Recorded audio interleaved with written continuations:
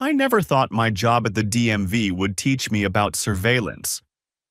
8 years of processing driver's licenses and registrations, maintaining databases, attending training seminars in different cities. It was methodical work that suited my methodical mind.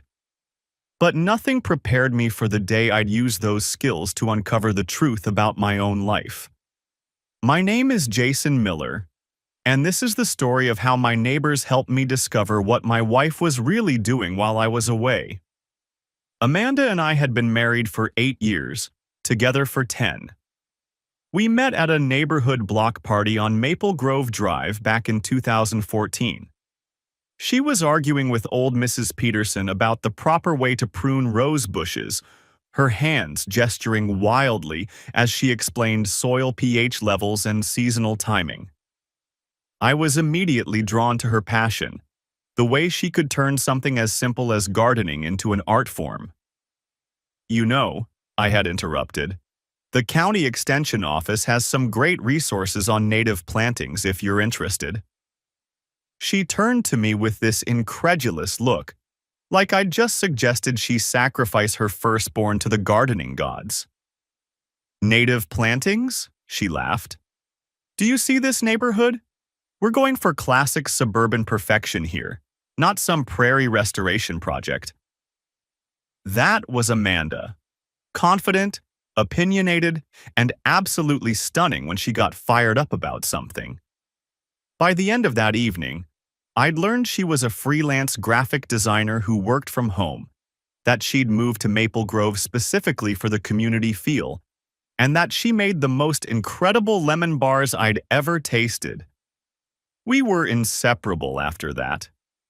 She'd bring me coffee when I worked late on DMV database updates. I'd help her carry heavy equipment to her car when she had client meetings. We complemented each other perfectly. I was the steady, practical one. She was creative and spontaneous. When I proposed 3 years later in our front garden, surrounded by the roses she'd eventually planted despite Mrs. Peterson's advice, it felt like the most natural thing in the world. Our house became the heart of the neighborhood. Amanda threw legendary block parties, organized community cleanups, and somehow remembered every neighbor's birthday. She was the one who suggested starting the Neighborhood Watch WhatsApp group after some car break-ins 2 streets over. Within a week, she had 47 residents signed up and actively participating. We need to look out for each other, she'd say, posting photos of suspicious vehicles or lost cats in the group chat. This is what community means. I loved watching her work the neighborhood like a skilled diplomat. She knew which neighbors to ask about borrowing tools, who had teenagers available for lawn work, and exactly how to phrase requests so everyone felt included. While I handled our finances and home maintenance, Amanda managed our social life with the precision of a military operation. The only real strain in our marriage was my travel schedule. The DMV required supervisors to attend training seminars in different cities, usually 2 or 3 days a month. Amanda understood it was part of the job, but she'd get restless when I was away. I'm just not good at being alone, she'd admit when I'd call from some hotel room in Sacramento or Fresno. The house feels too quiet. I'd try to schedule my trips during her busy client periods, when she'd be too focused on design projects to feel lonely. It seemed to work. She'd text me updates about her work, photos of the garden, screenshots of funny neighborhood drama from the WhatsApp group. I felt connected even when I was 300 miles away. That's why I didn't think much of it when she mentioned her new client 6 months ago. Remember that marketing consultant who moved into the strip mall near your sister's place?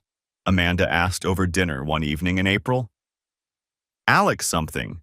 He needs help with a complete rebrand. Logo, website, business cards, the works. The guy with the white Toyota? I asked, trying to remember. I think I saw his office when I picked up takeout from that Thai place. That's him, Alex Turner. He's paying really well, but he wants a lot of hands-on collaboration. Says he needs someone who can think strategically, not just make things look pretty. I was thrilled for her. Amanda's freelance business had been steady but not spectacular. Most of her clients were small local businesses who wanted simple brochures or basic websites. A comprehensive rebranding project was exactly the kind of challenge she needed. That's fantastic. How did he find you? Through the Chamber of Commerce directory, actually. He specifically wanted someone local who understood the community aesthetic. She beamed with pride. He said my portfolio showed exactly the kind of fresh thinking he was looking for. Over the next few months, Amanda threw herself into the project with characteristic intensity. She'd spend hours on the phone with Alex, discussing color palettes and market positioning. She started working weekends, which was unusual for her, but she seemed energized by the creative challenge. Alex really gets it, she'd say, after hanging up from one of their calls. He understands that good design is about storytelling, not just making things look nice.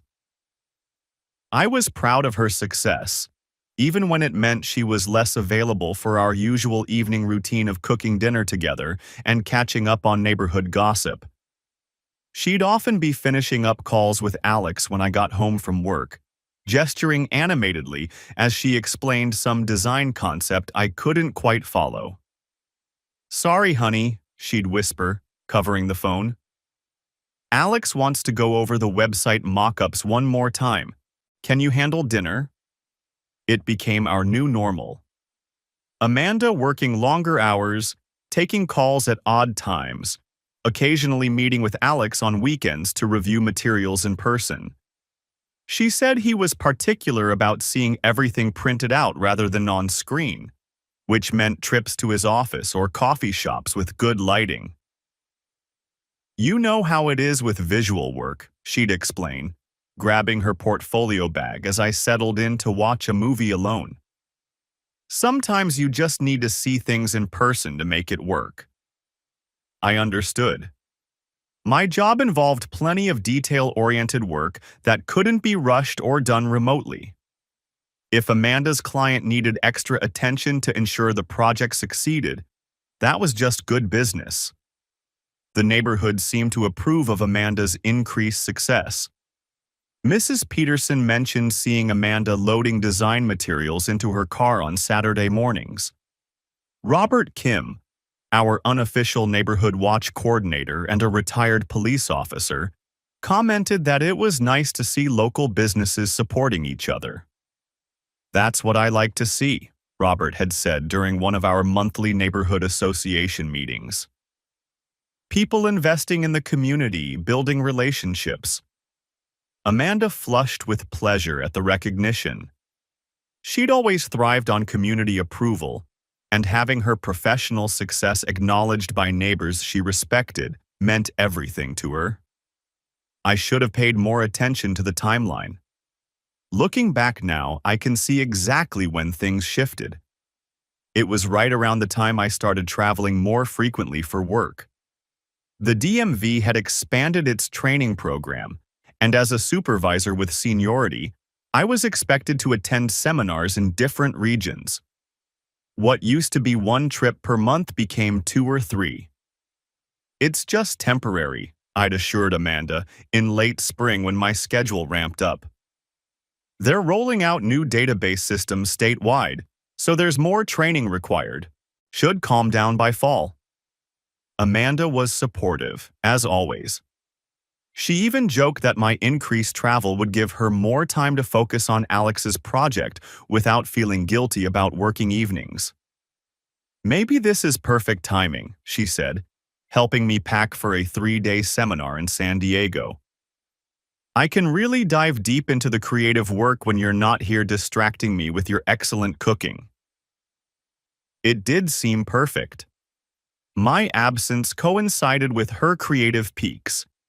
She'd text me photos of design concepts, excited updates about breakthrough moments with Alex, progress reports that showed genuine enthusiasm for her work. From my hotel rooms in distant cities, our marriage felt stronger than ever. I never questioned why Alex's project was taking so long. Rebranding a business was complex work, especially if the client was particular about details. Amanda had always been a perfectionist, and if Alex shared that trait, it made sense they'd want to get everything exactly right before moving forward. The first hint that something might be wrong came from the neighborhood watch group itself. It was a Tuesday in mid-October. I was at my desk at the DMV, taking a break from reviewing license application backlogs, when I checked my phone and saw several new messages in the Maple Grove Neighborhood Watch WhatsApp group. Robert Kim had posted a photo of a white sedan parked on our street. The timestamp showed 2:17 p.m., about 3 hours earlier. "White sedan parked here most of the afternoon," his message read. "License plate XLK 4829. Anyone recognize this vehicle? Want to make sure we're not dealing with someone casing houses." The photo showed a white Toyota Camry, parked about 4 houses down from ours. I studied it carefully but didn't recognize the car. There were plenty of visitors to our neighborhood: delivery drivers, contractors, friends of neighbors. A parked car didn't necessarily mean anything. Lisa Park, who taught 3rd grade and lived across the street from Robert, responded first. "I've noticed that car a few times recently. Usually parks near the Miller house. Thought it might be a client of Amanda's since she works from home." My attention focused immediately. A client of Amanda's who visited regularly? She'd never mentioned Alex coming to the house. All their meetings were supposed to be at his office or neutral locations like coffee shops. I scrolled back through recent group messages, looking for any other mentions of unusual vehicles. There weren't many. Our neighborhood watch group was active but not paranoid. We typically only posted about genuinely suspicious activity. But now that I was looking specifically, I could see a pattern I'd missed before. 3 days earlier, Robert had posted about seeing an unfamiliar car parked on the street during afternoon hours. A week before that, Lisa mentioned noticing someone she didn't recognize walking up to houses on our block, though she hadn't been concerned enough to investigate. "Seemed to know where he was going," her previous message read. Probably just a contractor or delivery person. My mind started connecting dots I didn't want to connect.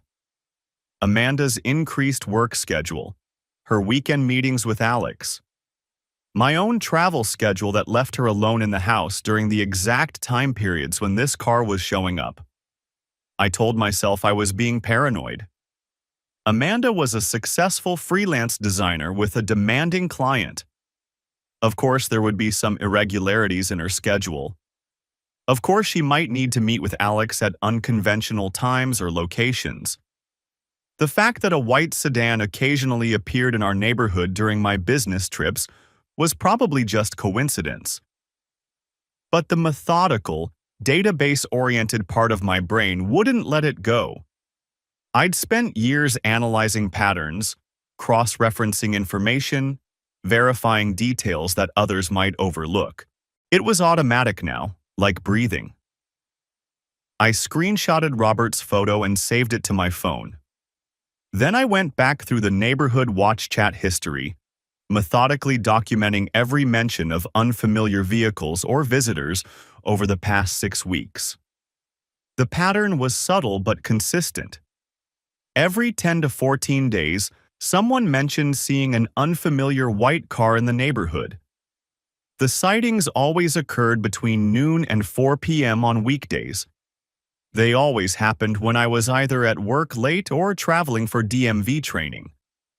I tried to dismiss it. Correlation wasn't causation. The fact that my wife's client visited our neighborhood occasionally didn't prove anything except that he was thorough about his business relationships. But that evening, when Amanda casually mentioned that Alex wanted to schedule another weekend meeting to review final materials, I found myself asking questions I'd never asked before. Where are you meeting him this time? Probably his office again. He has better lighting for reviewing print materials. Amanda's answer came easily, without hesitation. Why? Just curious. I know you've been putting a lot of time into this project. Want to make sure you're charging him appropriately for all the consultation time. She laughed. Don't worry, I'm billing him properly. Alex appreciates thorough work, and he's willing to pay for it. Not like some of my other clients who want everything yesterday and free. Her response should have reassured me. It was completely reasonable, delivered without any defensive tone or suspicious behavior. Amanda had always been straightforward about her business dealings. But lying in bed that night, staring at the ceiling while she slept beside me, I couldn't shake the image of that white Toyota Camry parked 4 houses down from our front door. The next morning, I did something I'd never done before in 8 years of marriage. I checked Amanda's location. We'd always shared our locations with each other through our phones, not for surveillance but for practical reasons. If one of us was running late, the other could check traffic and adjust dinner plans. If I was traveling and Amanda was worried about my drive, she could verify I'd arrived safely. It was a convenience tool, not a monitoring system. At 10:30 a.m., while Amanda was supposedly working from home on Alex's project, her location showed our house on Maple Grove Drive. Normal. At 1:15 p.m., her location showed Alex's office in the strip mall near my sister's place. Normal for a client meeting. At 3:45 p.m., her location showed our house again. Normal for someone who'd finished a client meeting and returned home. I felt ridiculous for checking. Of course, Amanda was where she said she'd be, doing what she said she was doing. The fact that her business meetings followed a predictable pattern just confirmed she was professional and organized. That weekend, Amanda met with Alex again to review what she described as final website mock-ups. I used the time to catch up on household projects I'd neglected during my recent travel schedule. I mowed the lawn, cleaned the gutters, reorganized my home office. While working in the garage, I heard Mrs. Peterson talking to her next-door neighbor about someone helping Amanda with her garden. Such a nice young man, Mrs. Peterson was saying. Been coming around on weekends to help her with the heavy lifting. Jason's so busy with work travel, it's good to see Amanda has reliable help. I paused in my organizing toolbox, half open in my hands. Amanda hadn't mentioned hiring any help with the garden. She'd always insisted on doing the work herself, claiming it was therapeutic and that hiring help defeated the purpose of having a personal garden. Has he been coming around long? The other neighbor asked. Few months now, I think. Maybe since summer started getting busier. He knows what he's doing with plants, I'll give him that. Amanda's flowers have never looked better. I finished my garage work in a distracted haze. Amanda's flowers did look exceptional this year, now that I thought about it. The roses were fuller than they'd ever been, the flower beds were perfectly maintained, and there were new plantings that I hadn't noticed her working on. When Amanda returned from her meeting with Alex that afternoon, I mentioned Mrs. Peterson's comments casually. Mrs. Peterson was talking about someone helping you with the garden. I didn't know you'd hired a landscaper. Amanda looked genuinely confused for a moment, then laughed. Oh, she must have seen Alex helping me move some heavy pots around last weekend. He was early for our meeting and I was struggling with repotting those big planters on the front porch. Sweet of him to lend a hand, but I'd hardly call it hiring help. It was a perfectly reasonable explanation. I could easily picture the scene. Amanda wrestling with heavy ceramic pots, a client arriving early and offering to help, Mrs. Peterson observing from her kitchen window and drawing conclusions about regular landscaping assistants. But the explanation felt somehow rehearsed, like Amanda had prepared for this exact question. I started paying attention to details I'd previously ignored. The way Amanda's work clothes sometimes had dirt stains when she came inside from client calls. The fact that she'd recently bought new gardening gloves despite claiming her old ones were fine. The subtle changes in our flower bed layout that suggested more work than one person could reasonably accomplish alone. None of it was conclusive evidence of anything except that my wife might be getting more help with yard work than she'd initially mentioned. But combined with the white sedan sidings and the weekend meeting schedule, it created a picture that made me increasingly uncomfortable. I decided to do what I did best: gather concrete information. The following Tuesday, I had a legitimate half-day at the DMV for completing quarterly database reports. Instead of going home early as I usually would, I drove to the strip mall where Alex Turner's office was located. I wasn't planning to confront anyone or create a scene. I just wanted to see this business that had become such a significant part of my wife's professional life. Maybe if I better understood what Alex did and how his business operated, I'd feel more confident about the amount of time Amanda was investing in his project. The strip mall was typical suburban commercial space: a Thai restaurant, a dry cleaner, a tax preparation service, a hair salon, and a few small office suites. Alex's business, according to the directory, was Turner Marketing Solutions in Suite 110. I parked across the street and waited, feeling simultaneously justified and ridiculous. I was a grown man sitting in my car, watching an office building like some kind of amateur detective. But I also felt like I needed concrete information to either confirm or dismiss the worries that had been building for weeks. At 12:45 p.m., I saw Amanda's Honda Civic pull into the parking lot. She parked directly in front of Suite 110 and walked to the entrance with her usual confident stride, carrying her portfolio bag and looking every inch the professional designer meeting with an important client. There was nothing suspicious or secretive about her behavior. She looked exactly like someone conducting normal business. I felt a wave of relief. Whatever paranoid thoughts I'd been developing, seeing Amanda conduct herself professionally in a business environment reminded me of who she actually was: a dedicated freelancer building her career through hard work and client relationships. Then, at 1:20 p.m., I saw them leave the building together. Alex Turner was younger than I'd expected, maybe 35, with an athletic build and the kind of casual professional style that suggested success in creative industries. He walked beside Amanda toward the parking lot, their conversation animated and comfortable. They reached Amanda's car, and instead of the quick, professional goodbye I'd expected, they stood talking for another 10 minutes. Their body language was relaxed, familiar.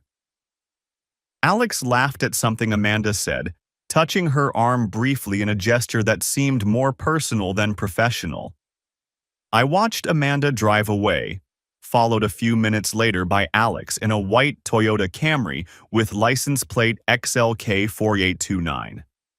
The same car Robert Kim had photographed in our neighborhood. I sat in my car for another 20 minutes, processing what I'd observed. There was still nothing definitively inappropriate about what I'd seen. Clients and service providers could develop friendly relationships. A brief touch on the arm didn't constitute evidence of an affair. The fact that Alex drove the same car that occasionally appeared in our neighborhood might simply mean he was a conscientious businessman who made house calls when projects required it. But the accumulating details were becoming harder to dismiss as coincidence. That evening, I did something else I'd never done in 8 years of marriage. I lied to Amanda about where I'd been.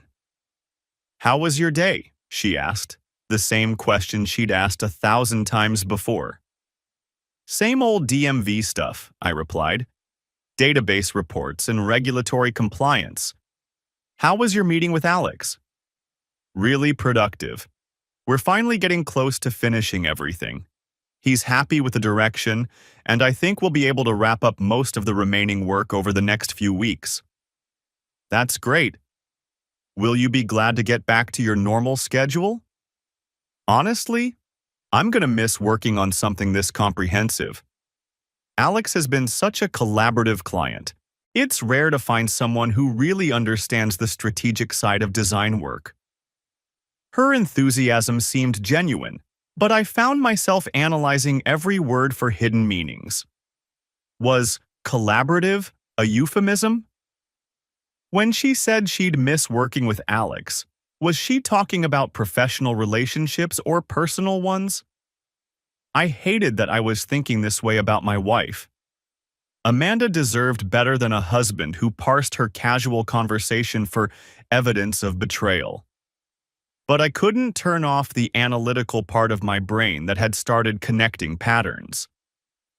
Over the next week, I began systematically documenting information. Not because I wanted to build a case against Amanda, but because I needed either proof that my suspicions were unfounded or concrete evidence that would justify addressing my concerns directly. I started with public information that anyone could access. Alex Turner's business license was registered with the county, listing Turner Marketing Solutions as a sole proprietorship established 8 months ago. His business address was indeed Suite 1110 in the strip mall I'd visited. A simple Google search revealed Alex's LinkedIn profile, which showed he'd previously worked for larger marketing firms in Sacramento and San Francisco before starting his own consultancy. His profile picture matched the man I'd seen with Amanda. His list of services included brand strategy, digital marketing, and comprehensive business development consultation. None of this information was suspicious.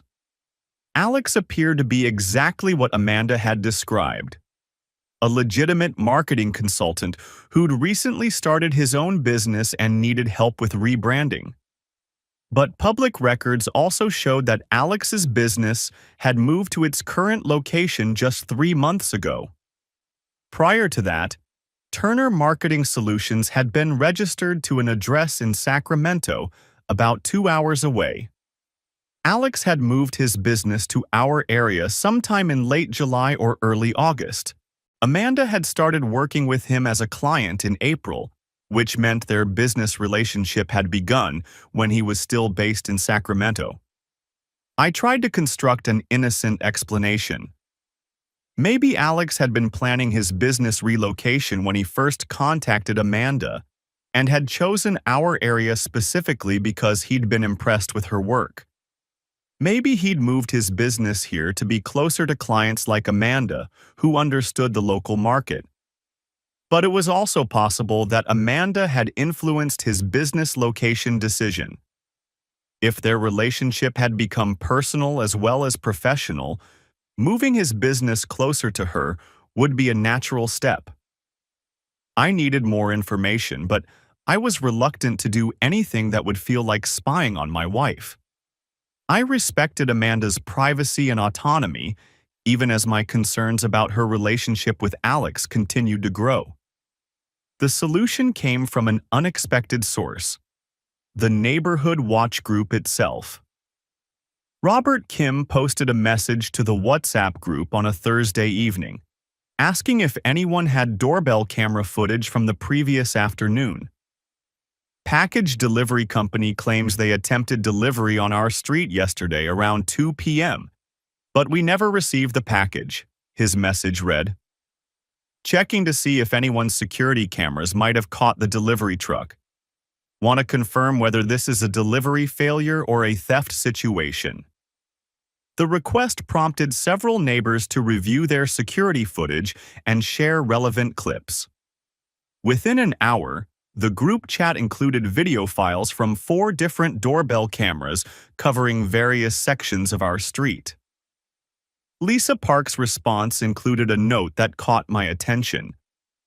My camera doesn't cover package deliveries, but it did catch someone with house keys accessing the Miller property yesterday around the same time. Probably just Amanda coming home from a client meeting, but thought I'd mention it in case it helps with the timeline. Someone with house keys accessing our property. That should have been either Amanda or me, but I'd been at work all afternoon, and Amanda had told me she was working from home all day. I scrolled back through our text conversations from the previous day. At 1:30 p.m., Amanda had texted me a photo of design mock-ups with the message, making great progress from home today. Alex loves the revised concepts. If Amanda had been home all day, who had Lisa's camera recorded accessing our house with keys? I felt sick with the implications, but I forced myself to consider innocent explanations. Maybe Amanda had stepped out briefly to run errands and hadn't mentioned it because it wasn't significant. Maybe she'd given temporary house keys to a contractor or delivery person I'd forgotten about. Or maybe she'd given house keys to Alex. That night, after Amanda fell asleep, I carefully checked our spare key storage.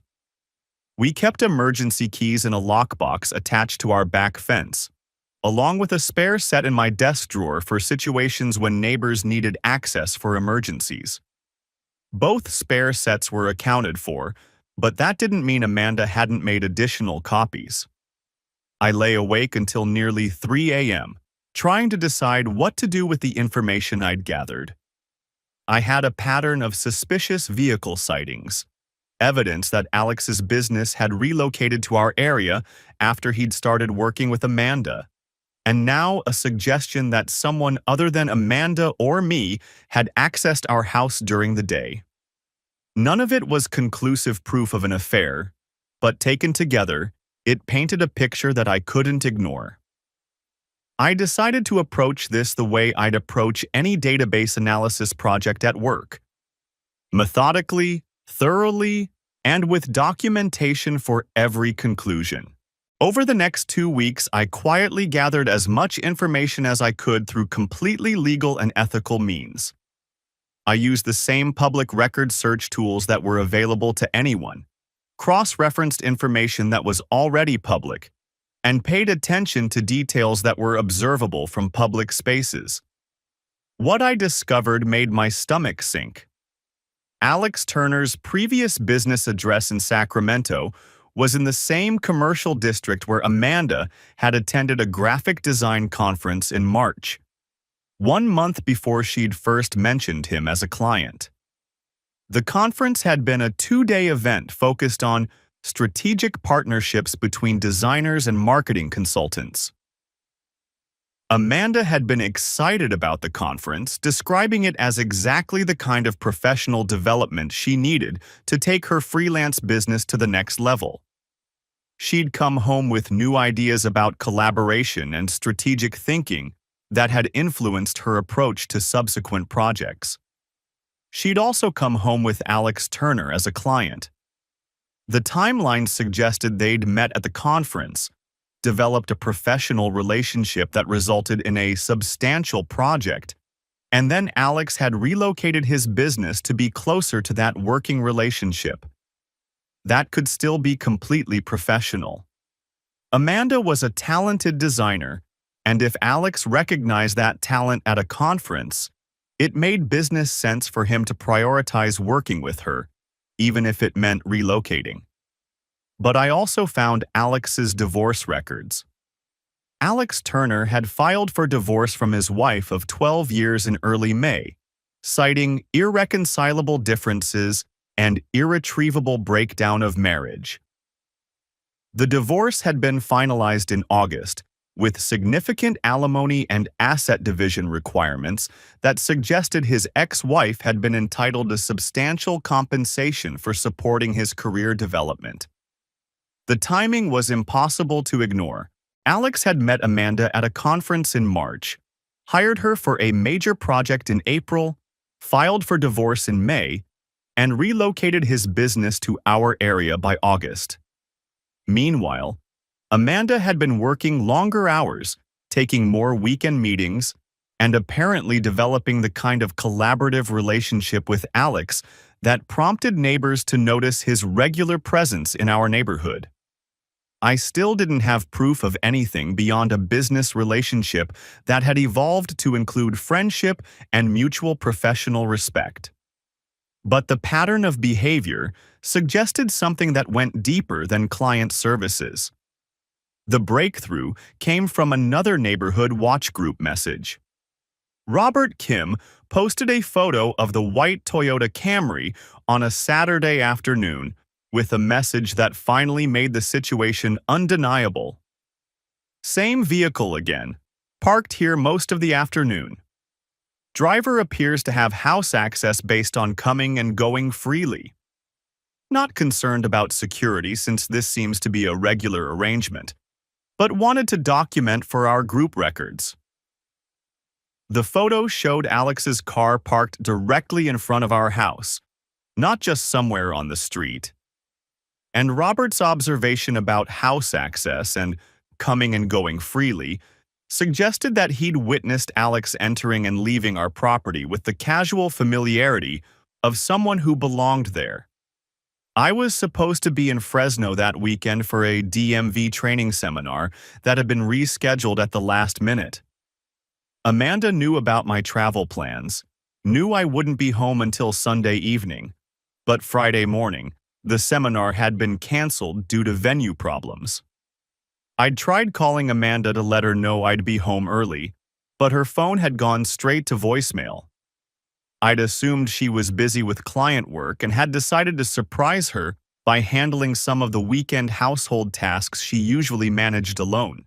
Instead of going home immediately, I'd stopped by my sister's place to visit with her kids and help my brother-in-law with a deck project. By the time I'd thought to try calling Amanda again, it was late Saturday afternoon. Her phone was still going to voicemail, which was unusual. Amanda almost always answered my calls, especially when I was traveling. I decided to drive home early and surprise her. At 6:15 p.m., I pulled into our driveway behind the white Toyota Camry that I now knew belonged to Alex Turner. Our front door was unlocked. I could hear voices coming from the kitchen, Amanda's laugh mingling with a man's voice I didn't recognize. They were talking about weekend plans, something about checking out a new hiking trail on Sunday morning. I stood in my own entryway, listening to my wife make plans with another man for the weekend when she thought I'd be out of town. "Alex, could you grab the wine from the fridge?" Amanda's voice, casual and comfortable, the tone she used with me when we were settling in for a relaxing evening at home. "The Pinot Grigio or the Chardonnay?" Alex's voice, equally casual, like someone who knew where things were kept in our kitchen. "Either one. You know I'm not picky about wine." I walked toward the kitchen, feeling like I was moving through water. Every step felt slow and deliberate, like my body was giving my mind time to process what I was about to confront.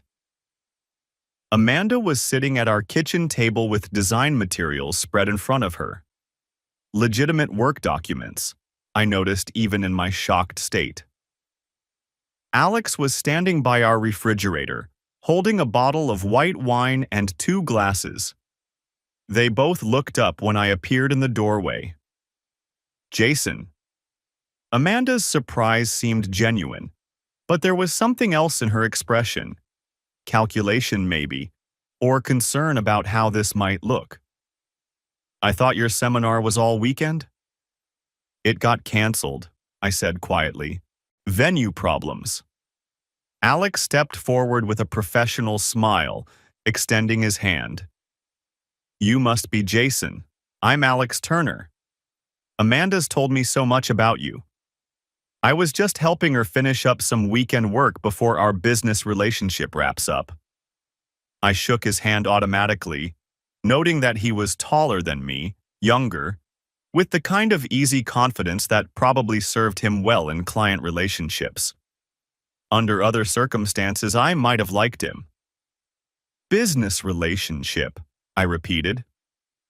Alex was just leaving, Amanda said quickly. We finished reviewing the final website drafts, and he's taking everything back to his office for final production. Actually, Alex said, glancing at Amanda, I thought we were going to celebrate finishing the project. Amanda mentioned you were traveling, so we were planning to open some wine and toast a successful collaboration. The silence stretched between us like a physical thing. Amanda's face had gone pale, and Alex was clearly realizing he'd said something that contradicted whatever explanation Amanda had intended to give. Celebrate, I said eventually. Jason, Amanda started, but I held up my hand. How long have you been here today, Alex? He looked at Amanda uncertainly. We've been working since this morning. Amanda wanted to get everything finalized before Monday. Since this morning. So, about 8 hours of client work on a Saturday. That's dedication. I should probably go, Alex said, clearly recognizing the tension even if he didn't understand its source. Actually, I said, I think we should all sit down and talk about this business relationship. Since Amanda's told you so much about me, I'd love to learn more about you. For the next hour, I conducted what I can only describe as a polite interrogation. I asked Alex about his business, his move to our area, his previous work experience, and his professional goals. I asked detailed questions about the project he'd been working on with Amanda, the timeline, the scope of work, and the expected deliverables. Alex answered everything professionally and thoroughly. He was clearly a competent marketing consultant, and his project with Amanda was exactly what she'd described. A comprehensive rebranding that included logo design, website development, and marketing materials. But I also learned things that Amanda had never mentioned. Alex's business move to our area had been specifically motivated by his divorce and his desire to start fresh in a community where I could develop meaningful professional relationships. He'd met Amanda at the Sacramento conference and had been impressed not just with her design skills but with her understanding of what it meant to build something authentic. The project had expanded beyond its original scope several times because Alex valued Amanda's strategic input and wanted to collaborate with someone who really understood his vision. Amanda had been integral to helping him navigate major life changes while building his new business. Their working relationship had become one of the most important professional partnerships of Alex's career, and he hoped they'd continue finding ways to work together even after this project concluded. None of this was technically inappropriate language, but the emotional undertone was unmistakable. Alex spoke about Amanda the way people spoke about someone who'd become central to their life in ways that went beyond professional collaboration. And Amanda, sitting beside him at our kitchen table, listened to his effusive praise with the kind of pleased, flushed expression I recognized from our early dating days. After Alex left, taking his wine and his design materials, but leaving behind an atmosphere of tension that felt thick enough to cut, Amanda and I sat in our kitchen and had the most honest conversation we'd had in months. How long have you been sleeping with him? I asked. Amanda was quiet for a long time, staring at her hands folded on the table. It's not what you think, she said finally. What do I think? You think this is some kind of sordid affair, that I've been lying and sneaking around and betraying everything we built together. Haven't you? She looked up at me with tears in her eyes. Alex and I understand each other in ways that, Jason, when you travel for work, when you're focused on your database projects and DMV regulations, I feel like I disappear. Like I'm just the person who maintains your household and organizes your social life. That's not fair, Amanda. Isn't it? When was the last time you asked about my work beyond whether I was billing clients appropriately? When was the last time you wanted to hear about my creative process or my professional goals or my dreams beyond keeping our neighborhood relationships smooth? I wanted to argue with her, but I couldn't immediately think of recent examples that would contradict her point.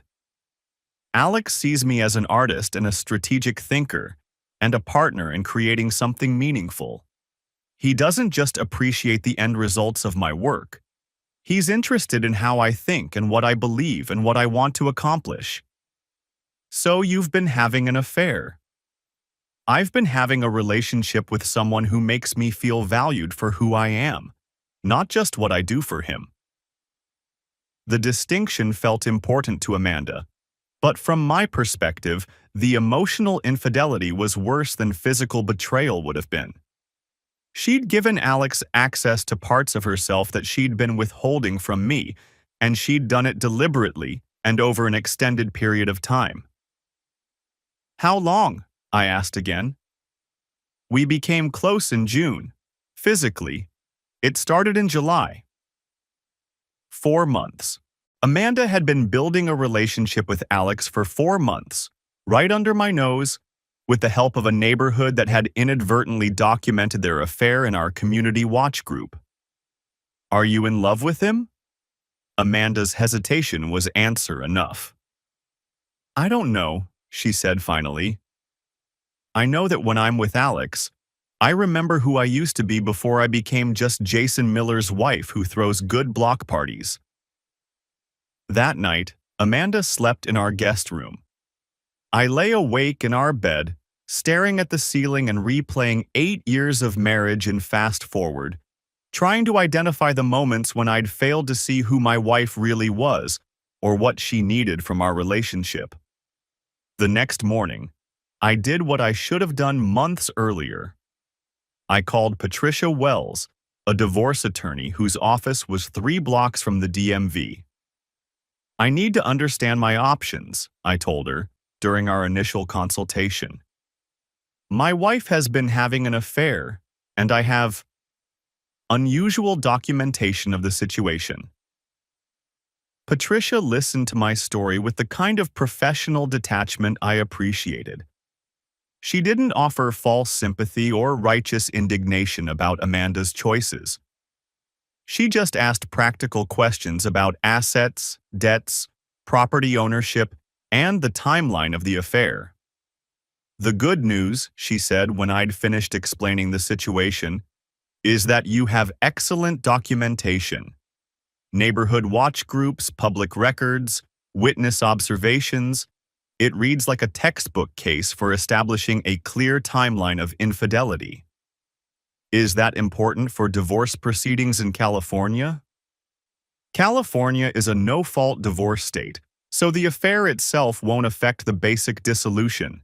But this level of documentation could be relevant for spousal support calculations, especially if we can establish that Amanda's relationship with Alex influenced significant household or business decisions.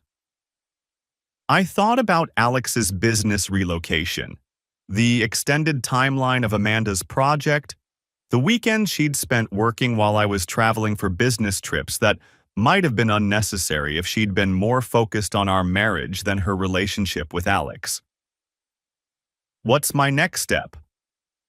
First, secure copies of all the documentation you've gathered. Second, we need to have an honest conversation with Amanda about separation terms that acknowledge the circumstances of the marriage breakdown. Third, depending on how she responds, We'll determine whether to pursue mediation or formal divorce proceedings. I felt simultaneously relieved and devastated. Relief because I finally had a clear path forward, and devastation because that path led definitively away from the marriage I'd thought I was building with Amanda. When I got home that evening, Amanda was sitting in our living room with her laptop, apparently working on client projects that didn't involve Alex. "I've been thinking about our conversation yesterday," she said, without looking up from her screen. "And I don't want to lose our marriage, but I also can't go back to feeling invisible in my own life." I sat down on the couch across from her, noting that she'd chosen a seat that put physical distance between us. What would not feeling invisible look like? I don't know. Maybe counseling. Maybe finding ways for you to be interested in my work that go beyond financial concerns. Maybe figuring out how to maintain the connection we used to have before we got so focused on managing our responsibilities that we forgot to manage our relationship. What about Alex? Amanda's pause told me everything I needed to know about her priorities. Alex and I, what we have is complicated. I care about him, and he cares about me. But that relationship developed because something was missing in our marriage. If we could fix what's missing, you'd stop seeing him? I'd try. Try wasn't the answer I needed to hear. Either Amanda was committed to rebuilding our marriage, or she wasn't. Try suggested she wanted to keep Alex as a backup plan while exploring whether our relationship could be salvaged. Amanda, I need to tell you something. I know more about your relationship with Alex than just what I observed yesterday. She looked up sharply. What do you mean? The Neighborhood Watch Group has been documenting his visits to our house for weeks. Robert Kim has photos of his car. Lisa Park has doorbell camera footage of him coming and going with house keys. Mrs. Peterson has seen him helping you with garden work. Our neighbors know you're having an affair. Amanda's face went white. They know? They've been documenting suspicious activity in the neighborhood. Alex's regular visits during my work trips qualified as suspicious activity.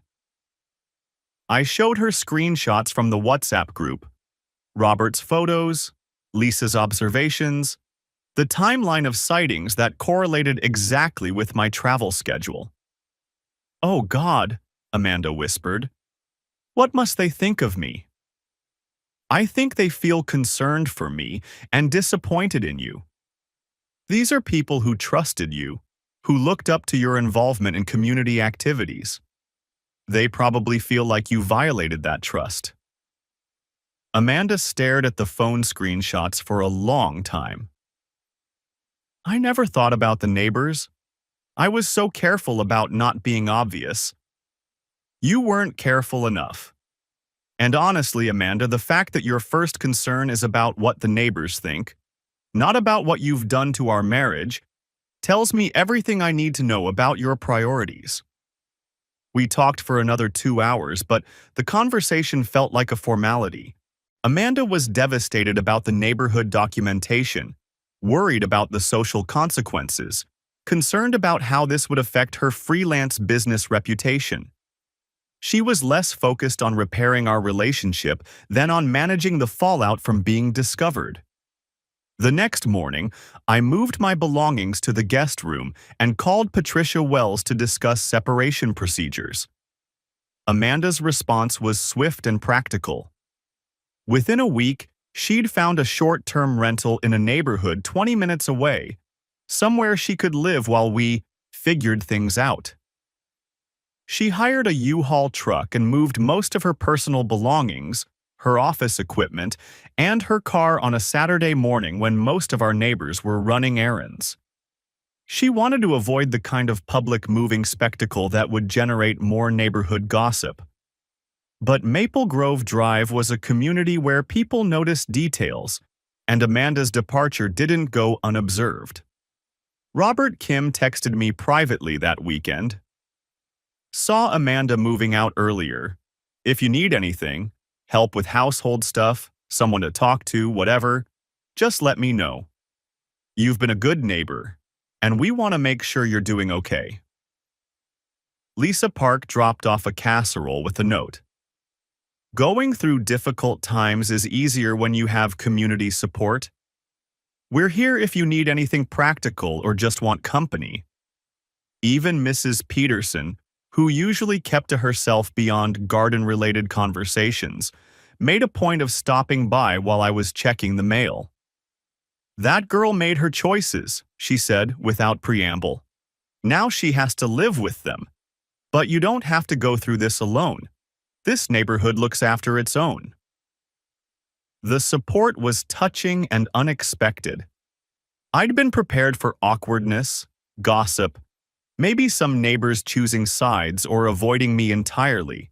Instead, I found myself surrounded by people who seemed to view Amanda's affair as a violation of community standards rather than just a personal matter between spouses. Over the next few weeks, I learned more about what my neighbors had observed than I'd realized from the WhatsApp group messages alone. Robert had witnessed Alex arriving at our house multiple times during my business trips, always parking directly in front rather than trying to be discreet. Lisa had noticed that Alex seemed comfortable with our property, moving around the yard and accessing different entrances like someone who lived there. Mrs. Peterson had seen Amanda and Alex working together in the garden, with the kind of coordinated teamwork that suggested they'd done it many times before. We weren't trying to spy, Lisa explained, during a conversation that happened naturally while we were both getting our mail. But when you live across the street from someone for 5 years, you notice when their routine changes. Amanda was always very independent about her garden work, very proud of doing everything herself. Suddenly she had regular help, always the same person, always when you were traveling. It was noticeable. Why didn't anyone say anything directly? What were we supposed to say? Hey Jason, your wife seems to have a male friend who visits when you're not home. Maybe it was perfectly innocent. Maybe he was a business partner or a contractor, or a friend helping with projects. It wasn't our place to assume the worst. But you documented it. We documented suspicious activity for neighborhood security purposes. The fact that it turned out to be personal was something we hoped we were wrong about. The documentation my neighbors had created became the foundation for my divorce proceedings. Patricia Wells was right. It was exceptionally comprehensive evidence that established a clear timeline, pattern of behavior, and third-party verification of the affair. But more importantly, the community response helped me understand that Amanda's choices had consequences beyond our marriage. She'd violated the trust of people who'd welcomed her into their homes, supported her business networking, and relied on her leadership for neighborhood activities. When Amanda asked to retrieve some additional belongings from the house 6 weeks after moving out, she arrived to find that Mrs. Peterson was working in her front garden and Lisa Park happened to be walking her dog. Both neighbors offered polite but notably cooler greetings than Amanda would have received 6 months earlier. It's like they're judging me, Amanda complained after loading boxes into her car. They are judging you, I replied. You presented yourself as someone who valued community and family. Then you demonstrated that those values were conditional on your personal satisfaction. Of course they're judging you. I made a mistake, Jason. I'm not a terrible person. You made a choice, Amanda. Multiple choices over a period of months. The fact that the consequences are uncomfortable doesn't mean you're being treated unfairly. 6 months later, our divorce was finalized with terms that reflected Patricia Wells's assessment of the situation. Amanda received spousal support for 2 years, enough to transition to full financial independence, but not the long-term support she might have received if she hadn't chosen to end the marriage through infidelity. The neighborhood documentation had been crucial in establishing that Amanda had actively invested time and energy in building a relationship outside our marriage, which affected the court's calculation of appropriate support duration. Amanda moved to a different city entirely, about an hour away, where she could rebuild her freelance business without the social complications of running into former neighbors at grocery stores and community events. Alex's relationship with her ended within 3 months of her separation from me, apparently unable to withstand the transition from exciting affair to day-to-day relationship reality. I remained on Maple Grove Drive, in the house Amanda and I had shared, surrounded by neighbors who had become unexpected allies in my recovery from betrayal. Robert Kim invited me to join the monthly poker game that rotated between different neighbors' houses. Lisa Park included me in group activities with other single residents in the neighborhood. Mrs. Peterson started leaving extra vegetables from her garden on my doorstep with notes about proper cooking techniques. The Neighborhood Watch WhatsApp group continued operating, but with an enhanced sense of purpose. We'd learned that community vigilance could protect residents from external threats and internal deceptions alike. 1 year after Amanda's departure, I met Dr. Jennifer Hayes at a community barbecue that Lisa Park organized to welcome new residents to Maple Grove Drive. Jennifer was a pediatrician who'd bought the house 3 blocks away after accepting a position with the local children's hospital. She was everything Amanda wasn't: straightforward about her intentions, interested in building genuine friendships with neighbors, and completely focused on the conversation we were having rather than calculating social dynamics for personal advantage. "I have to admit," she said during our 3rd date, "I've heard about the Neighborhood Watch documentation of your ex-wife's affair. Is it weird that I find your neighbor's loyalty kind of attractive?" I laughed, recognizing that Jennifer's directness was refreshing after months of Amanda's carefully calculated responses to difficult topics. "You find community surveillance attractive?" "I find community standards attractive. I like knowing that the people I live around take marriage and friendship and honesty seriously enough to notice when someone violates those values." 6 months later, when I asked Jennifer to marry me, I did it at the annual neighborhood barbecue, surrounded by the same neighbors who had documented Amanda's betrayal and supported my recovery. Robert Kim offered to officiate the ceremony, having become ordained specifically to perform marriages for community members. Lisa Park organized the reception planning.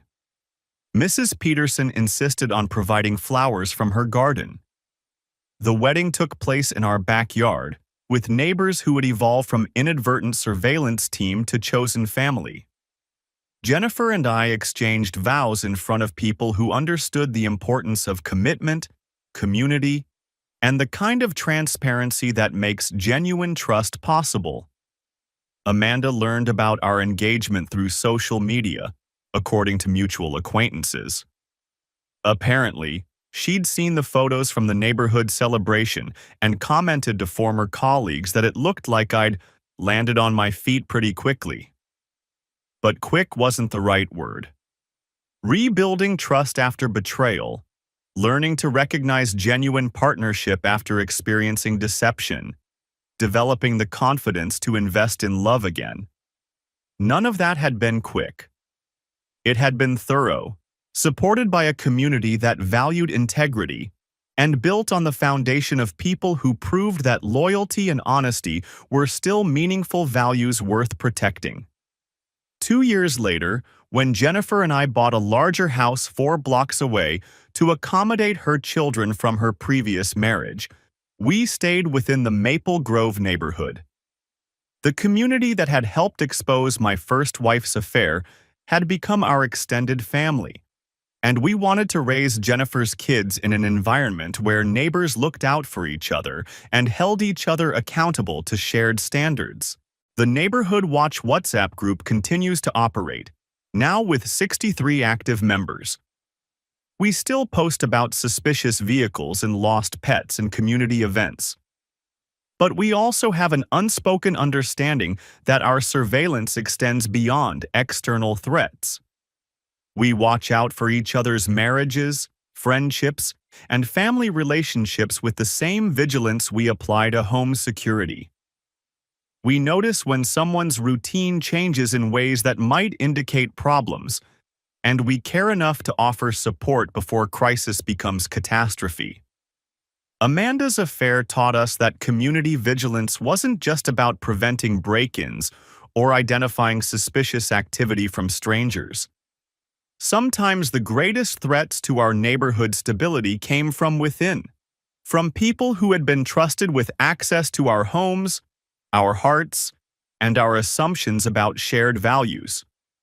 We learned to trust, but verify. And we learned that verification, done with love and genuine concern for each other's well-being, wasn't surveillance, it was community. The white Toyota Camry never appeared on Maple Grove Drive again. But if it had, 63 neighbors with doorbell cameras, community standards, and WhatsApp accounts would have been ready to document every detail. Some people might find that level of community attention intrusive or judgmental. Jennifer and I find it reassuring. When you've experienced betrayal that was hidden in plain sight, you develop deep appreciation for the kind of transparency that makes deception impossible and makes genuine trust sustainable. Amanda chose to build a relationship based on secrets and lies. Jennifer and I chose to build our relationship in full view of a community that values honesty enough to notice when someone violates it, and loyal enough to celebrate when someone chooses to honor it. The difference has made all the difference. On our second wedding anniversary, Jennifer surprised me with a custom photo book that included pictures from our engagement party, our wedding ceremony, and various neighborhood events over the past 2 years. The final page showed a screenshot from the Maple Grove Neighborhood Watch WhatsApp group, a message Robert Kim had posted the evening of our wedding. "Congratulations to Jason and Jennifer on a beautiful celebration," his message read.